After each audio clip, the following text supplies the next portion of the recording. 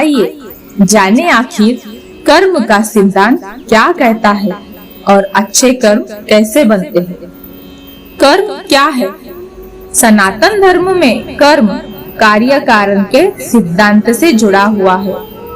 कर्म का है कोई कार्य या क्रिया जिसके आधार पर अन्य प्रतिक्रियाएं या परिणाम निकलते हैं। मनुष्य के अच्छे कर्म का अच्छा प्रभाव और उसके बुरे कर्म का बुरा प्रभाव देते हुए पूर्व जन्मों का एक चक्र बन जाता है, क्योंकि कुछ कर्म ऐसे भी होते हैं जिसका भुगतान उस जन्म में नहीं होता। इस तरह इस चक्र में अगले जन्म में उन कर्मों का फल भुगताना ही होता है।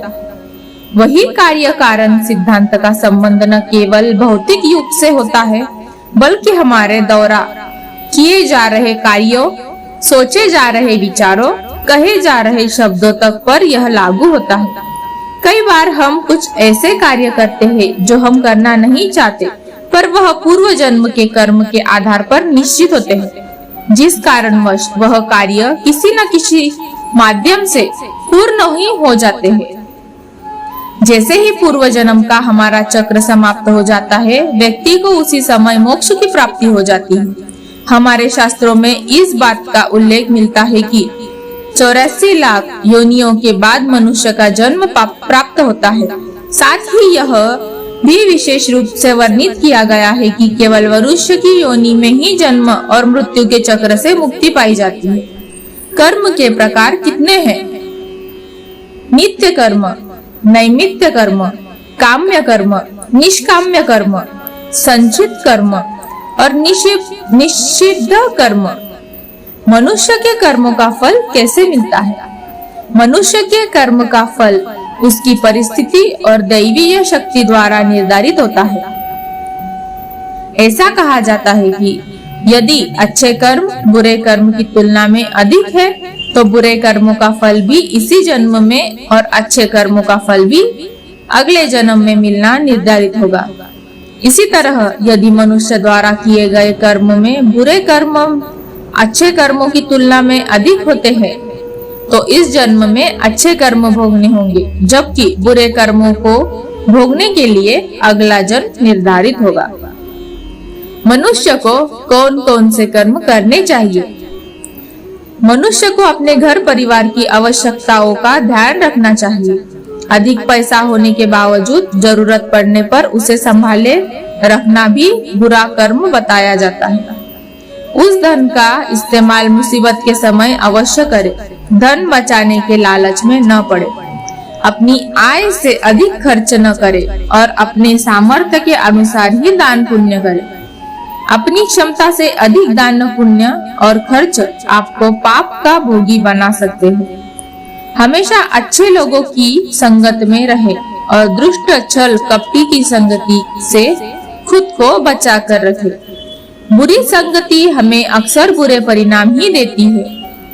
कभी भी खुद के स्वार्थ के लिए दूसरों का अहित करने का न सोचे।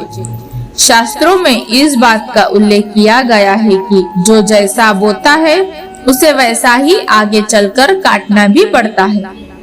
कभी किसी व्यक्ति से कुछ छल से छीनने का प्रयास न करें।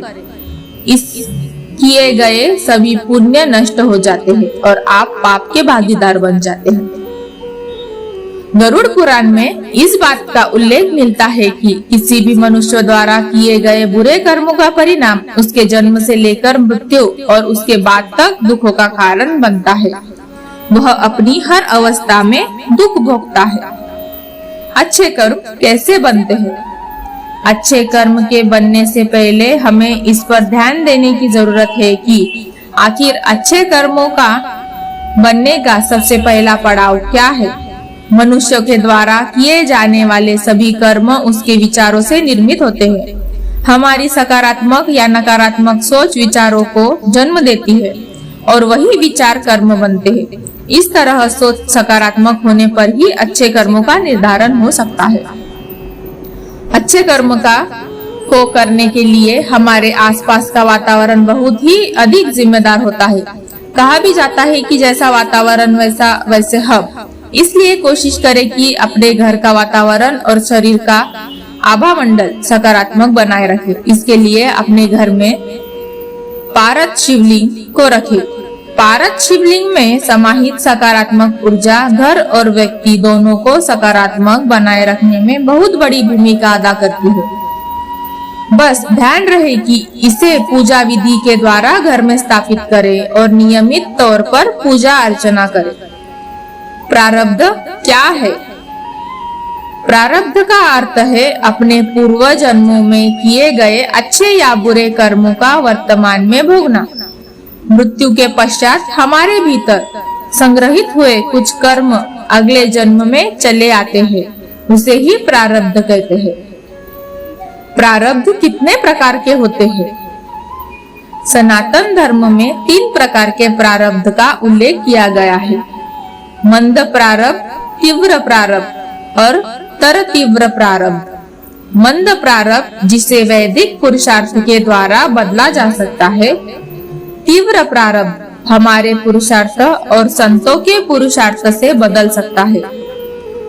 तीव्र प्रारब्ध अपरिवर्तनीय है क्योंकि इसमें जो होना चाहिए वो होकर ही रहता है।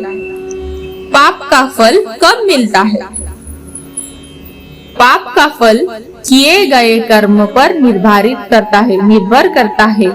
यदि आपके द्वारा किए गए कार्य बुरे हैं और वो अच्छे कर्मों की तुलना में अधिक है, तो इसका फल आपको अगले जन्म में भोगना पड़ेगा।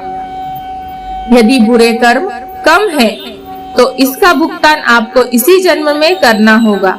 इस प्रकार यह चक्र चलता रहता है। संसार में सबसे बड़ा पाप क्या है? संसार में सबसे बड़ा पाप इस स्त्री का अपमान करना बताया गया है।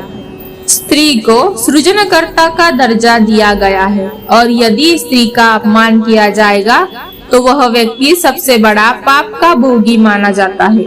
श्रीमद् भगवद गीता में द्रौपदी का अपमान ही महाभारत जैसे युद्ध का कारण बना था। पाप क्या है और पुण्य क्या है?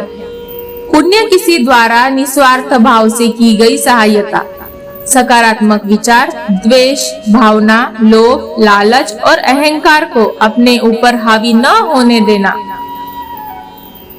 जबकि पाप में इन सभी के द्वारा किए गए कर्मों का परिणाम शामिल है।